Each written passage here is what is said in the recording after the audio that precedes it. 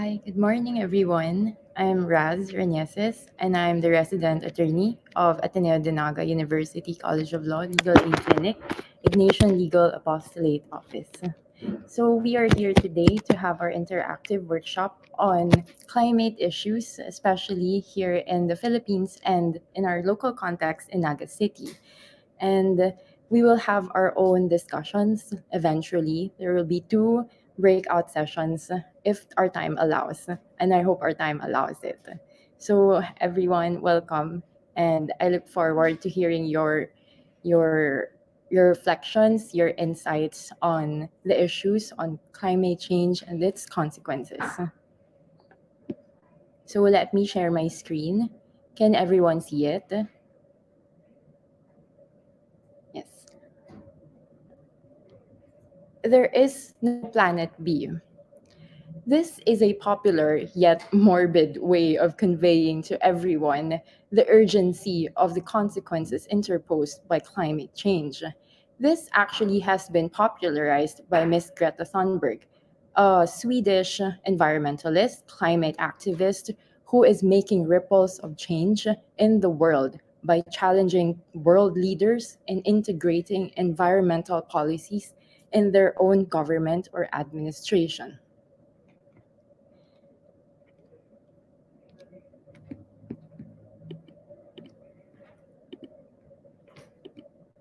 I can't seem to go to the next slide. There we go. We live in a precarious time. We are at a tipping point. We are at the cusp of resolving the crisis of climate change right now in this world. We are facing rising temperatures, sea levels are rising, extreme weather events have now become commonplace. We have stronger typhoons in the Pacific. We have extreme droughts and heat waves right now. No one is actually spared from the consequences of climate change. Natural disasters actually come from the consequences of climate change. And according to United Nations, 90% of disasters are now classed as weather and climate related, costing the world $520 billion and driving 26 million people into poverty. Climate change is a risk multiplier that worsens existing challenges. And that's what's happening right now. In our local context, back in the province of Camarines Sur, which is located in Region 5 in Bicol region, according to the 2018 report of the Provincial Local Disaster Risk and Reduction Council, Camarines Sur is among the 10 most disaster-prone provinces of the country. Every year, 7 out of 21 typhoons on average enter Camarines Sur. Last 2020, amid the raging pandemic, Naga City and the entire province was able to encounter 3 typhoons, one of which is a super typhoon, which is named Rolly. And it has cost us 20.9 billion pesos worth of damages. And in breakdown, it has been for infrastructure, it has cost the province and the Naga City government 10.7 billion pesos. In terms of agricultural damages to farmers, 5.2 billion pesos. That resulted also to loss of livelihood. 3.4 billion pesos worth of houses were damaged during the typhoon, and power and water were out for 3 to 4 weeks, at most 2 months in our provinces.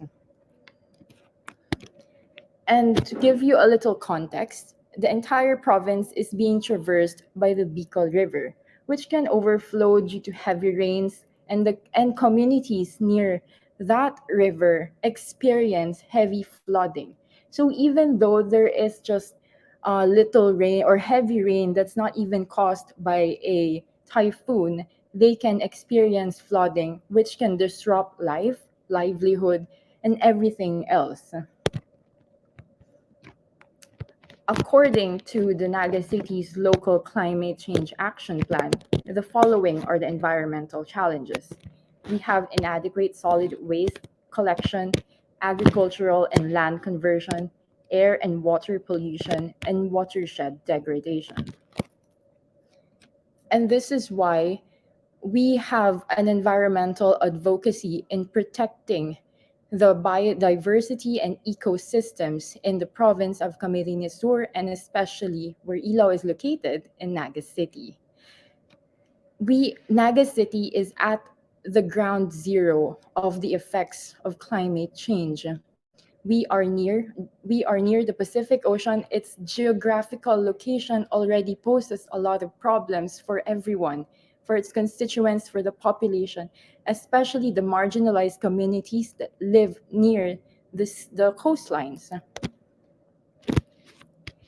The role of a legal aid clinic in the protection of environment is crucial because protection of environmental rights is akin to the protection of human rights.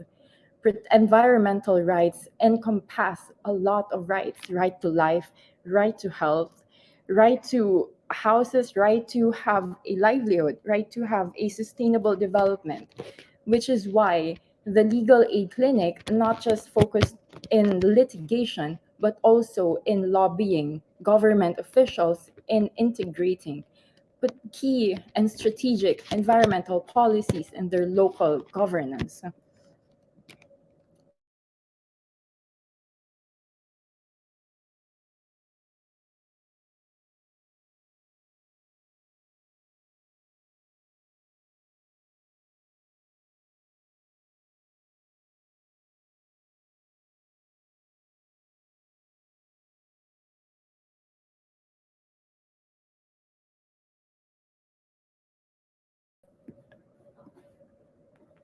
I'm sorry, there was a technical problem. Can everyone see my screen now? So as I was saying, ELAW's first foray into environmental advocacy is to lend assistance to a civil society organization called They Gray We Green, wherein ELAW, through its student practitioners, law student practitioners, or the CLEP interns, what they were able to draft letters, formulate drafted also key affidavits, lobbied before the national government agencies such as Department of Public Works and Highways, and we were able also to utilize the students in attending meetings before the Sangguniang Panglungsod and before the office of the mayor of Naga City. In our first foray, ELO was asked to protect 71 in the prevention of 71 of cutting 71 trees along the main thoroughfare in Naga City, and we were able to successfully prevent said cutting of trees in Naga City. So these are the photos for our Zoom meeting and for our monitoring. And at this point, it was at the height of the pandemic last 2021. And despite all the challenges, despite all the physical challenges posed by the restrictions of COVID-19, we successfully um, overcome those challenges, but with the students being resourceful, using the internet and all the virtual platforms that they can utilize in resolving said problems in Naga City. The second one is holding an election forum, because this was so timely last 2022, which is the national elections. um, Lila was able to host electoral forums with the candidates for mayor, vice mayor, Sangguniang Panglungsod, all the and all other local makers, especially the congressmen. We were able to attend and even hosted said events. At this fora, we were able to ask them environmental policies, what's their action plan in protecting the people through implementation of proper solid waste management and proper solid waste management policies, garbage collection, and everything else in between. And during those times also, it is important to hold voters education, And since environmental policies are difficult to digest, it is very important for everyone to understand it on the layman on based on layman's terms. So the role of the students is for them to prepare information, education, communications, campaign materials, which were distributed to key stakeholders in Naga City in order for them to like what are those key national laws that the local government unit is implementing or the basis of them. So we also provided environmental policy tracker wherein we were able to come up with a whole document compiling all the policies of the candidates for national positions. So we were able to track those of from Mayor Isko. We were able to track the environmental policies of Vice President Lenny Robredo, then our current President Bongbong Marcos. So these are the IECs that the club students were able to prepare during those times. And this is actually the meat of my discussion, which is the climate justice capacity initiative, which I should be discussing eventually, but this is like a sneak peek to that. So in climate justice capacity initiative, we are the Ateneo de Naga College of Law is at the helm of said consortium with all Ateneo law schools in the whole Philippines in the protection of environmental ecosystems, environmental rights, ecosystems, biodiversity. Bef- in that program, we were able to conduct community engagements utilizing CLEP students. We were able to go down to all 27 barangays in Naga City. But before we did that, we had to prepare modules. The modules contain the basic context, the basic background of climate change, the basic international principles of environmental law based on a document from United Nations, such as the principles of sustainable development, polluter pay principle, and everything else. They had to study all of that in order for them to actually contextualize these national laws and then be able to share them to the local stakeholders in Naga City. And also, the module contains paralegal training.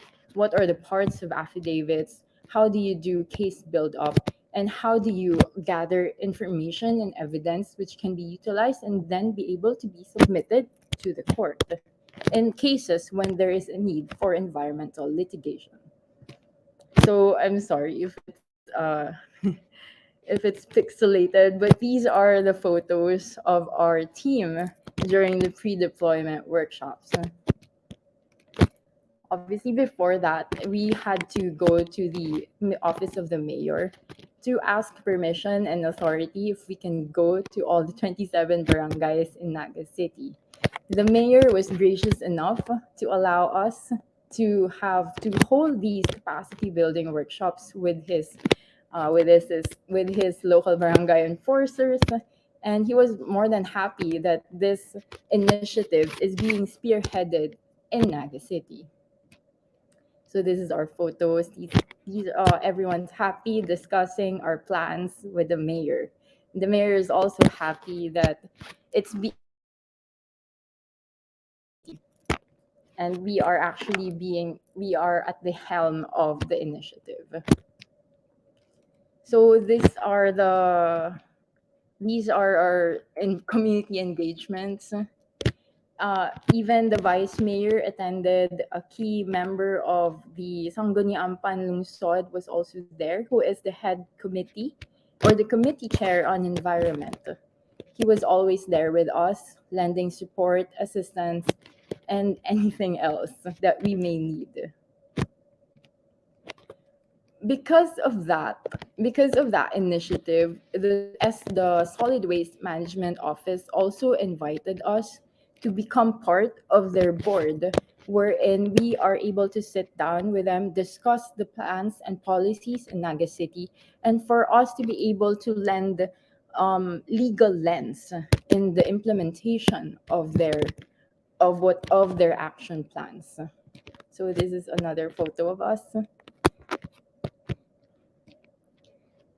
Obviously our environmental legal aid desk would not have been possible were it not for the trainings that the director and the resident attorney have to attend, because we need we need to be also equipped with the proper knowledge and skills in the implementation of the programs. In the we have to keep abreast of all the legal developments in terms of environmental law. So our e-law director attended a loss and damage conference in Bohol last August. I think that was last August, wherein she was also able, our e-law director was able to encounter the community members that live near the shorelines, to be able to conduct a tete with them on what are the pressing issues in their own local communities, what can lawyers help with them, what can lawyers be able to the lawyers to facilitate or coordinate negotiations or meetings with the proper local officials in their local territory. Also, loss and damage is a hot topic in Conference of Parties 27, which was held in Sharm el Sheikh, Egypt last November, wherein the concept of loss and damage demands that rich countries who are the main contributors to greenhouse gas emissions, they should be made accountable to all the economic, environmental, and social losses and damages that it has caused to the two third world nations just like us. So whenever we experience extreme weather events, which can be attributed to climate change, then these first world nations will be able to will be accountable to pay for all of those damages, which I've also mentioned earlier.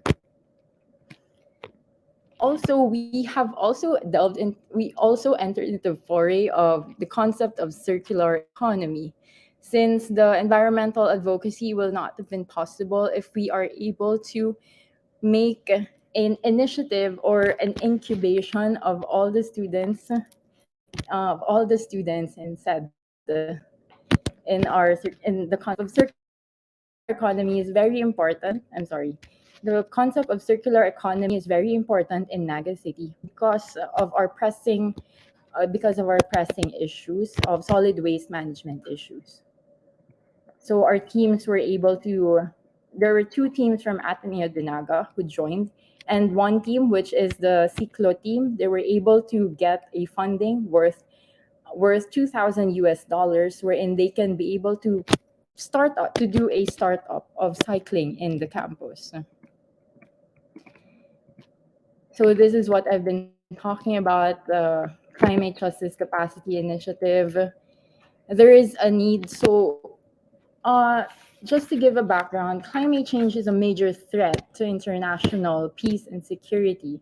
So the effects of climate change heighten competition for resources such as land, food, water, and fueling socio-economic tensions, such as that the Philippines has become the world's second deadliest country for environmental activists, and 43 were actually killed in the field of agribusiness and mining. So there is actually indeed a need for legal intervention in environmental, climate, and energy issues in the Philippines. Despite us having a wealth or plethora of environmental laws, there is a problem in in their all implementation. So it is the role of the private sector to help the government in achieving or in protecting everyone against the effects of climate change. So as a brief so these are the train so the first breakout session includes, how does climate change affect you on a personal level, and what can you contribute to mitigate the effects? So I'll be sharing a Miro board link wherein all the participants can insert or input their answers to it.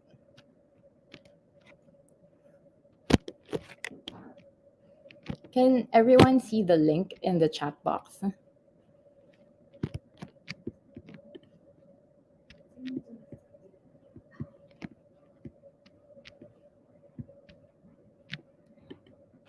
So the first question is how does climate change affect you on a personal level, which can be placed on the green sticky notes, and on the blue sticky notes you can place there how can you contribute to less how can you contribute to mitigate the effects of climate change. So I think we only have to do it.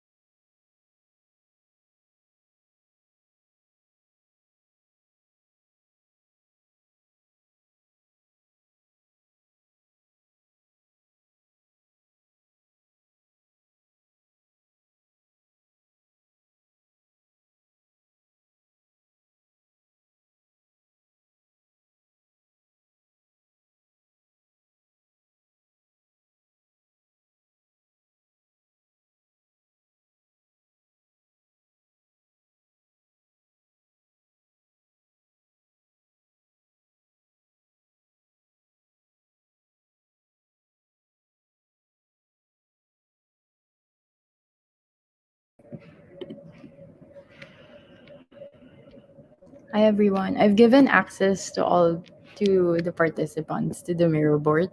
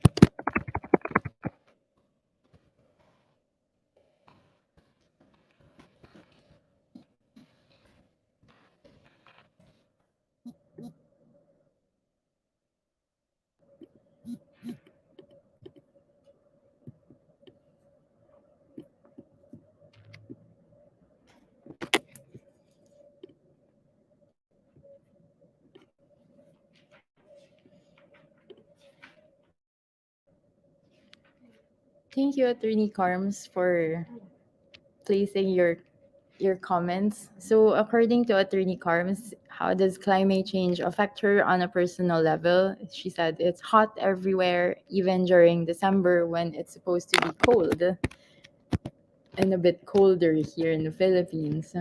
And how can she contribute to mitigate the effects? She brings her own water bottle so she doesn't have to buy water in plastic bottles, which is great. This reduces waste in our community. So by bringing your own water bottle, you're already employing the concept of circular economy. So I see Professor Beth and Attorney Kevin, and I see Attorney Warren Concepcion also.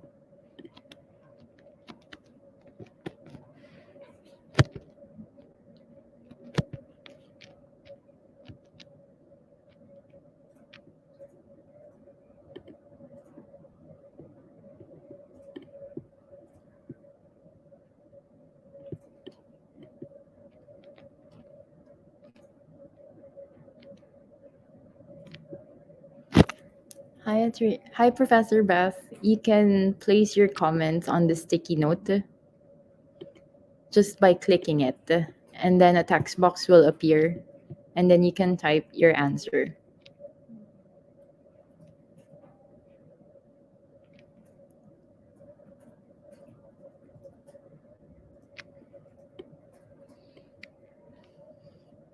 Attorney Warren, you can, I think the sticky notes are way up. So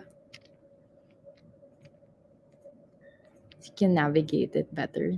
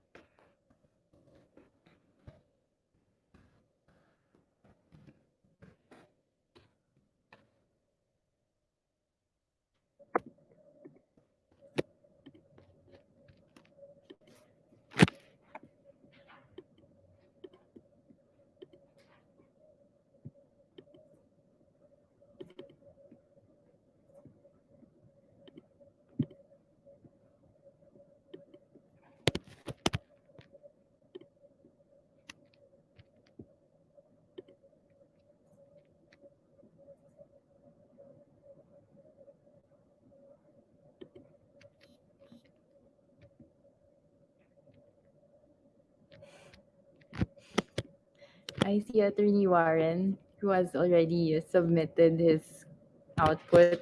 It, he's currently typing, so it can affect his mood and disposition in life for a particular day. And Attorney Kevin, he and his girlfriend tend to do waste segregation.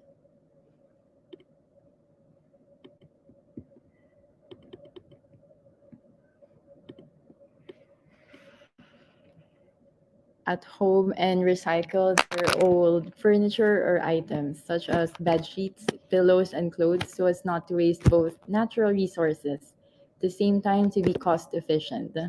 So small acts such as these will have a big impact in the environment if many people actually do it. Hi, Attorney Mary Ann Maan Alba.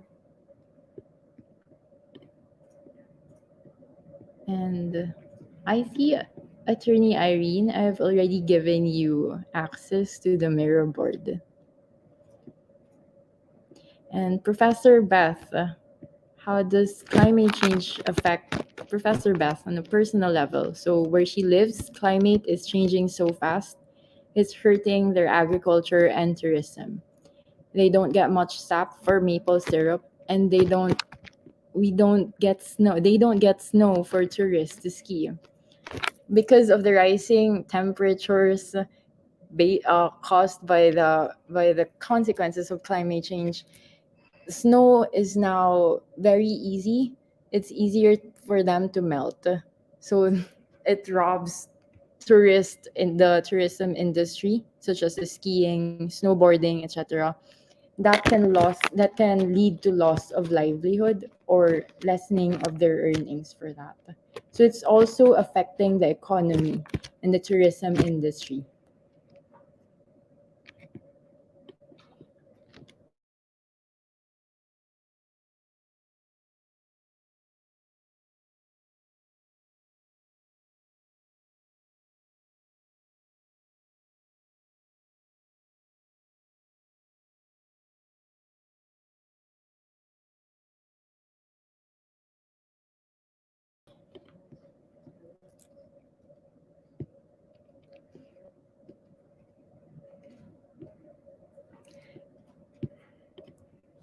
And Attorney Warren, so it can affect his mood and disposition. And to mitigate, he brings his reusable cup for his everyday coffee. And to Attorney Maan, how does climate change her on a personal level? The weather has been weird lately down in Zamboanga. Also very weird as well in Naga City. So we share your sentiments there. I see someone has placed try how can you contribute to mitigate the effects of climate change? Try to drive less, work or bicycle to town when I can. We really want we want to push for that, but right now it's very difficult to do biking when there's no specific bike lanes for all of us. So that's also another role of the legal aid clinics. It's for us to expand our networks and to be able to have the capacity to negotiate or even lobby before governments that they can also place bike lanes for everyone, for those who want to do biking, to work, and to do errands.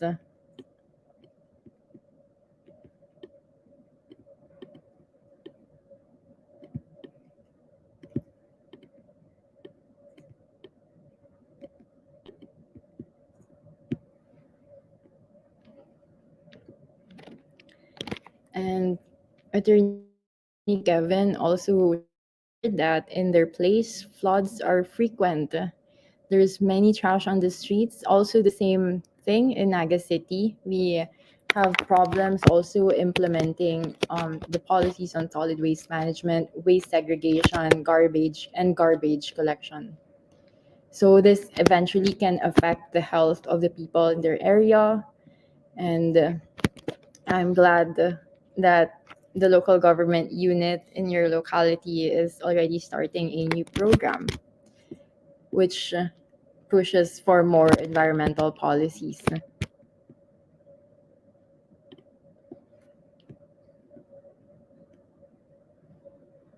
And someone said how can he or she contribute to mitigate the effects of climate change?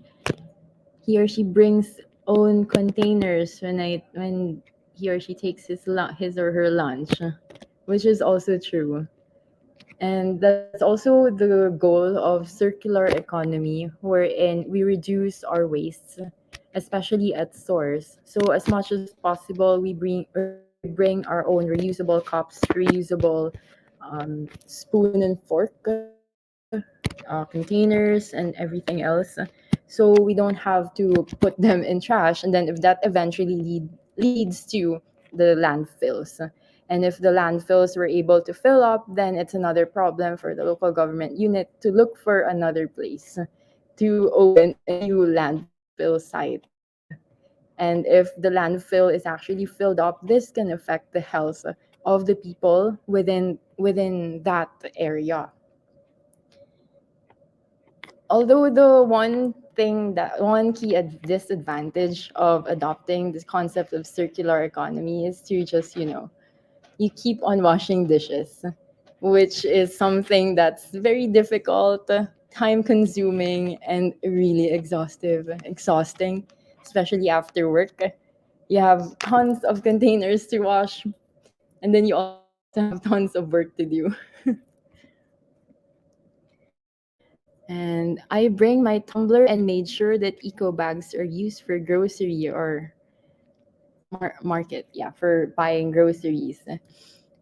Actually, groceries have been pushing for this initiative, wherein they just place the grocery items in boxes and paper bags, and they're also active in putting eco bags near the cashier, so all the buyers would be enticed to use it and buy it, and eventually stop using plastics to place their grocery items there.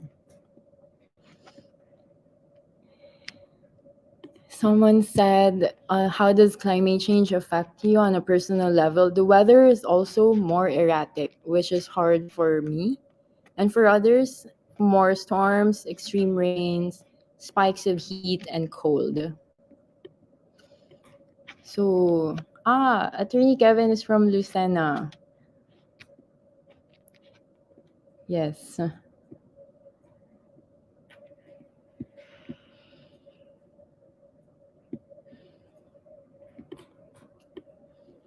So in Lucena City, their new mayor, which started a citywide segregation program, which is good, and taking small steps rather than none would soon influence others in our community to follow. That's also nice. That's actually a good practice for all the cities or localities to do, wherein the city mayor would actually start the initiative and then create meaningful partnerships with private companies or private entities by setting up segregation sites, plastic collections in malls or in restaurants, so that people, instead of bringing them to trash, they will be encouraged also to bring those segregated plastics in places of recreation.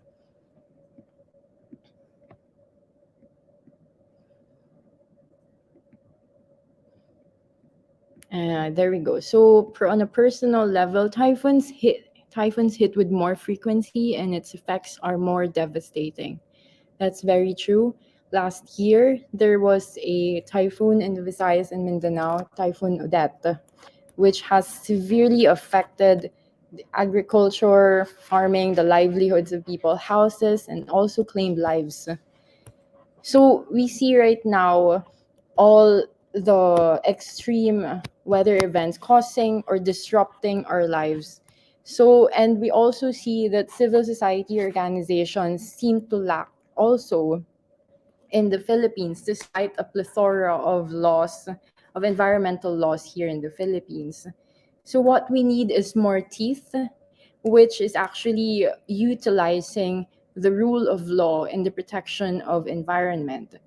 Public advocacy right now is very important in extending networks and creating meaningful partnerships of a legal aid clinic. So by conducting community engagements, the legal aid clinic is successfully established relationships with the local barangay captains, with the local barangay enforcers, and then with the local legislators and the executive office, which leads more capacity for them to be able to push for the policies, for them also to be able to know their environmental rights. The use of clinical legal education program is also essential because the LSPs or the law student practitioners are able to gain experiences which are outside of the confines of the four walls of their law classroom. In this case, and by conducting community engagements, they are exposed that the practice of law is not just limited to litigation, to facing judges by drafting pleadings and affidavits, but it's also by talking to key stakeholders, by getting to know them, by getting to know their problems, their issues in the grassroots level. The importance of legal aid clinic also in doing public advocacy, environmental law, is to ensure that the communities living in low-lying areas prone to disaster, flooding, extreme weather events, for the legal aid clinic is to provide measures in lobbying resolutions, ordinances, and providing suggestions to their local government unit in order for them to know what's exactly happening on the ground level, and for the legal aid clinic to be able to help through the CLEP interns to help them to help these communities their achieve their rights to life, to property, to health, and to have a own livelihood and sustainable development. And ELA was able to reach 27 barangays in Naga City. And through that, we were able to expand our network, which can help us reach more communities who may need legal aid. So, through CJCI, the central message is it's not too late for us to act on the effects of climate change. There is still hope, and even though there is no planet B, we can still be able to make ripples of change by doing small things in our own household, and then in our own local community, and then eventually in the entire province and in the whole Philippines, which can then contribute to the action plans of everyone else in this world. For the future and for our future generations to come, we must be able to provide them a community worth living in. So in this case, I see Attorney Irene also still putting inputs. And to mitigate, well, she cannot do shopping. She chooses sustainable brands, and she also does thrift shopping. And to take the stairs when I can. I agree with you. When we can, when it's possible. And using products like shampoo, less waste through, and of course, forever companion, the tumbler. So in this case, I've already overextended the workshop, and I would like to thank everyone for writing, for all the things that you've written on the mirror board, and for able to share your experiences, the effects of climate change. There would have been more, but we are constrained with time. And again, thank you so much for everyone for attending this workshop. Have a good lunch.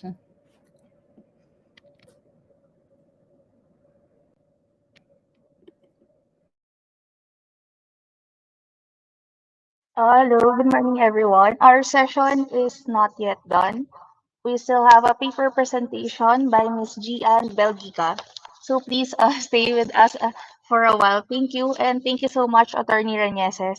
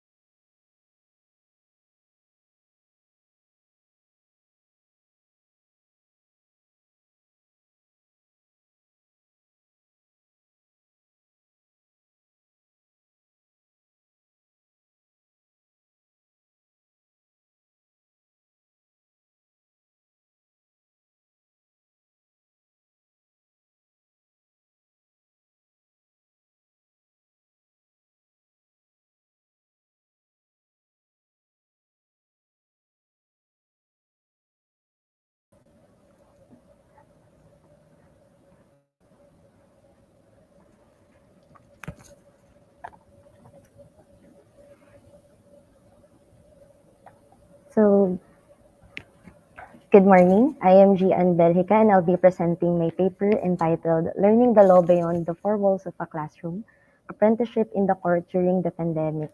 So, law school is known for recitations, debates, and of course the Socratic method.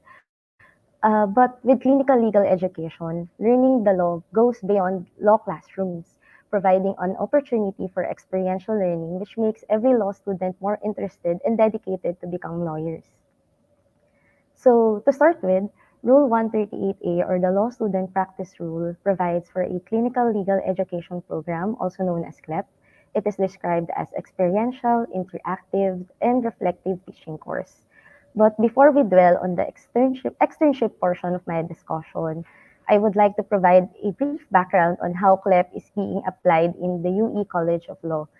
Our first our batch is the first one to take up CLEP in UE College of Law. And for CLEP 1, we were provided with discussions as to the best practices in appearing in courts, including what documents to prepare and the common courtesies being exercised inside the courtroom. And our good professor in CLEP 1 did not limit the discussion to criminal and civil cases. He also arranged a simulated mediation proceeding for our class where we were divided into three groups, union representatives, management representatives, and some of us became our mediators. It gave us an idea on what to expect even during mediation proceedings. And around the middle or the end of that semester, we were also certified as Level 1 law student practitioners. We also have our CLEP 2 in UE College of Law, where we were taught how to prepare actual legal documents like judicial affidavits for court submissions. Volunteering for UE Legal Aid Clinic is part of our CLEP too. And during our time, we were only 6 in the class since we are the first batch. As such, each student was assigned to handle one case.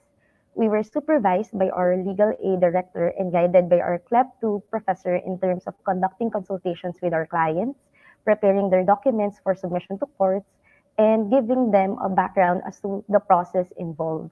In my case, I was able to assist my client in a labor proceeding, starting from the filing of her position paper up to the submission of the case for resolution in the labor court. But unfortunately, it was the end of the semester when we were able to be certified as Level 2 law student practitioners. After CLEP 1 and CLEP 2, our curriculum also requires a summer apprenticeship, which may be treated as equivalent to externship, since CLEP consists of learning activities undertaken in either law clinic or an externship. So this externship incorporate the teaching of legal theory and doctrines, practical skills, as well as legal ethics. So let's go now to externship. So externship is a part of the clinical legal education program, which aims to serve as a learning activity for law students where they could turn their legal principles and doctrines into practical use. Experience varies among law student practitioners since it can be undertaken either in courts, in IBP, government offices, or in NGOs. In my case, my externship in Regional Trial Court Branch 14 in Malolos, Bulacan was a unique one. And I chose this branch since it is the most accessible RTC from our home in Pandi, Bulacan.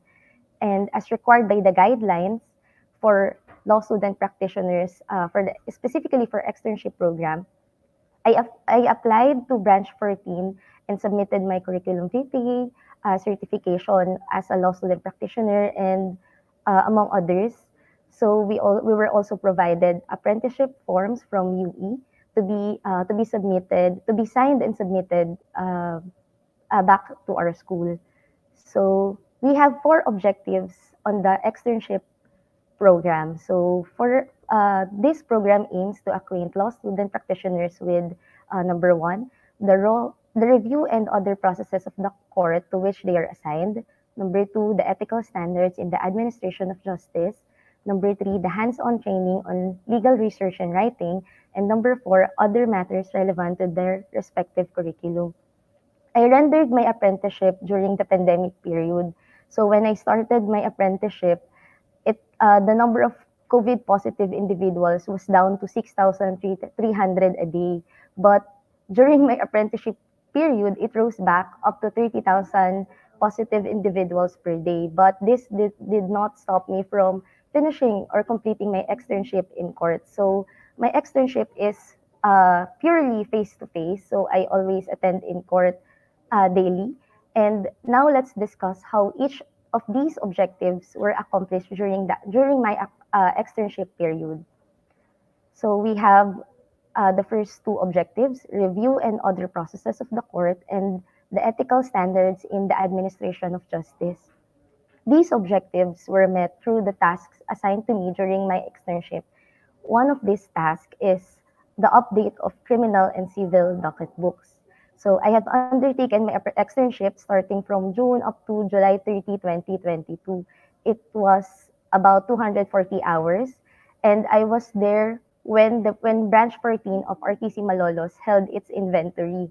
And during my first few weeks in the court, one of my tasks is to update these docket books, which contain the summary of the status of each case handled by the said court. I personally observed that having a good filing system is crucial in courts, as it is easier to find records for hearings or for follow-ups once the records are well cataloged. I also witnessed how the familiarization of the branch clerks to the records and to the filing system is also crucial in expediting the retrieval of files in case these files are needed. So I was actually amazed as to how these branch clerks in courts somehow memorize the case number and parties to the case, since considering that there are tons of cases and files in courts, they managed to memorize these in detail, especially those cases which were ongoing for quite a considerable length of time.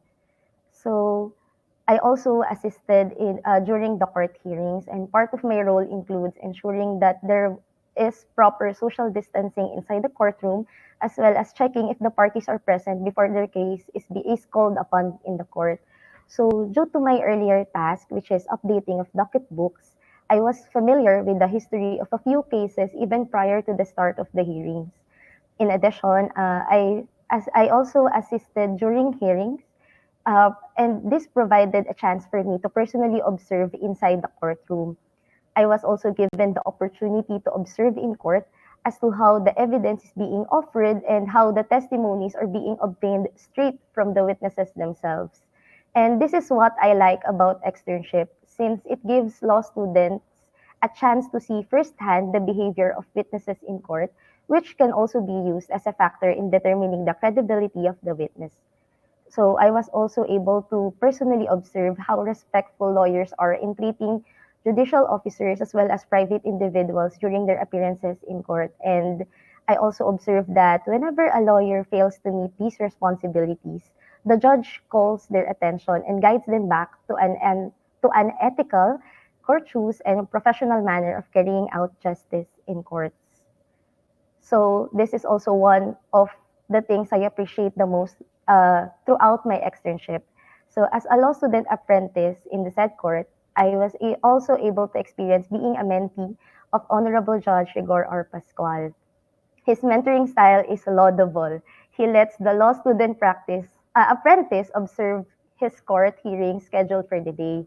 And after all the scheduled hearings, Honorable Judge Pascual will engage me into a discussion as to what I have learned for the day and entertain my questions, and being able to raise my questions about the processes in court and immediately receiving answers straight from the judge himself became really helpful in understanding the law and the legal system in general. In addition, Honorable Judge Pascual guided me as to what to focus on when doing legal research and writing. So prior to my research or legal writing task, he will give me some pointers as to what topics to explore. He also enumerates latest jurisprudence related to the topic and some pointers in identifying which facts are vital or crucial to the decision for such case.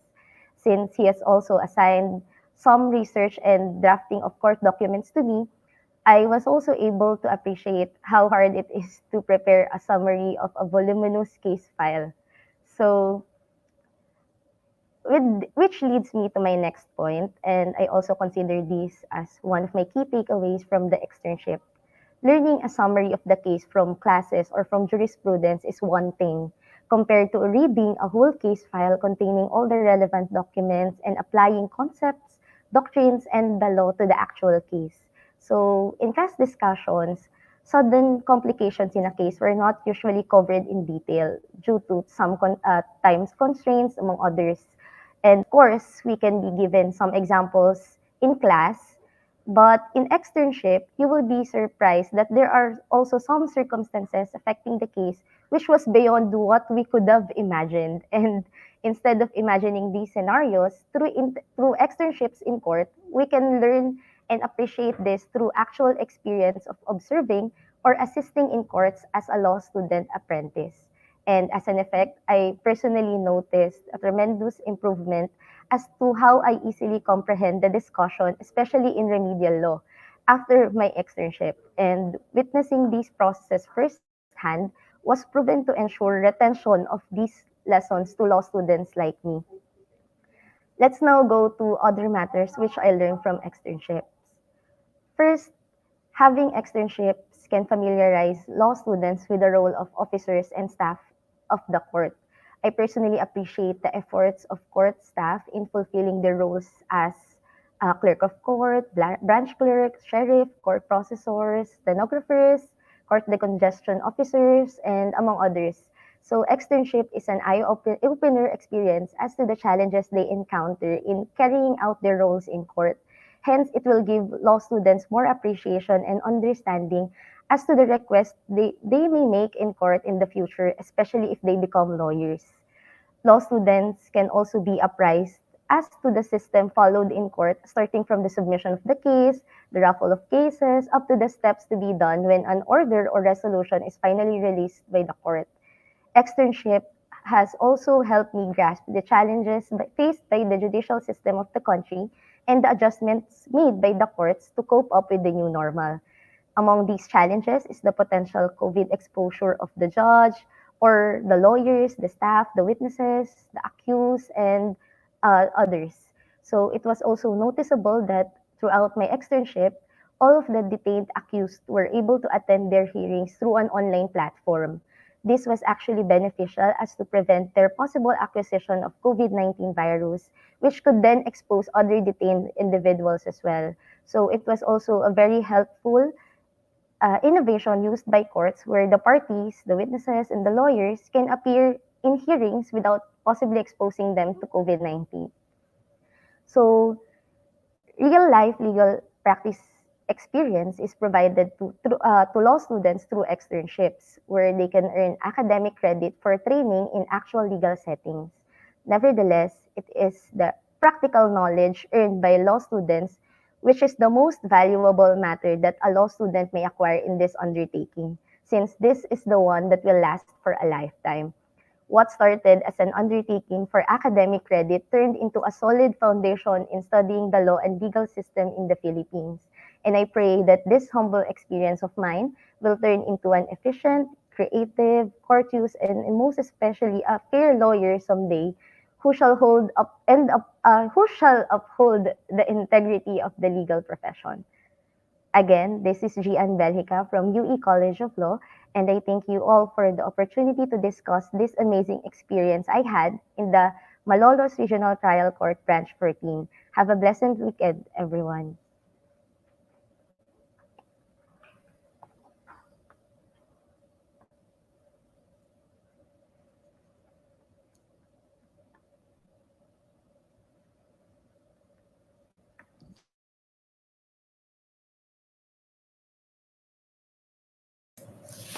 We have reached the end of this session. Before we proceed to lunch break, may we invite everyone to watch the video on clinical pedagogy.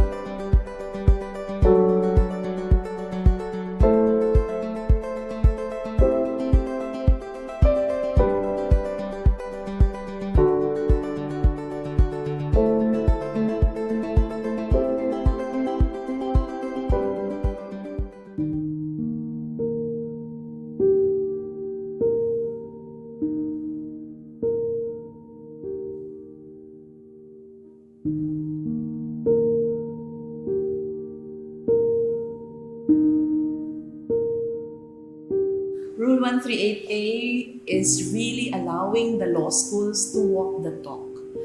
All law schools, I think, in the country would say that they want to offer transformative and relevant legal education. But what is really a transformative and what is really responsive legal education? Look at your law students, and they are really adult learners. And as adult learners, they will be asking for relevant pedagogy. They want to know the relevance of what they are learning. They want to see the real application of what they are learning. They want to see the meaning of what they are learning in the law schools. So CLEP allows us to do that. Experiential learning is really the way to go. And so it is allowing us to be responsive, be transformative as we have declared ourselves to have and to offer. CLEP brought home the need to enhance the way we teach, because we have been really teaching it like we use Socratic most of the time, lecture method.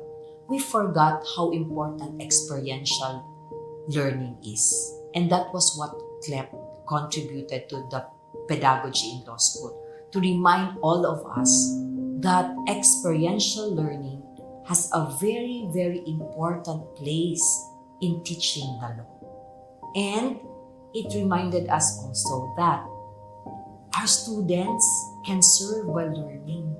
They don't have to wait to graduate from law school. That while they're studying their lesson, they can serve. And when they serve, their learnings, their knowledge are deepened. In fact, that's the point of experiential learning. No? You deepen your knowledge of a subject matter by really actually applying the principles you've learned, implementing the policies that were shared to you in the classroom. I'm hoping that with the new rules on externship as well as clinical education, that the pedagogy will really be transformed by veering away from a very purely doctrinal approach to a more experiential approach. And the two of them don't need to be inconsistent. They don't need to be antagonistic to each other, because they can complement each other. Doctrinal professors can actually take on a clinical approach in teaching. And the best example I can give to that is procedure subjects. Many students fear or dread procedure subjects because they're boring. You memorize rules, you do checklists, but you don't see how they're applied. But if a doctrinal professor in civil procedure, for example, allows students to observe clinically and even experience clinically what it means to draft a motion to dismiss, what it means to go to court, what it means to observe a cross-examination or a direct examination, or to come up with a judicial affidavit while taking up civil procedure, then I think it guarantees that the learning will not only be significant, but the learning would be permanent, I think. The student would learn not just the theory, but the student would also learn the application. This is a big contribution to their legal studies. CLEP helps integrate the various laws and concepts that they learn throughout law school. It helps them understand how law actually works. And, according to this theory of learning, the best way to learn is by doing.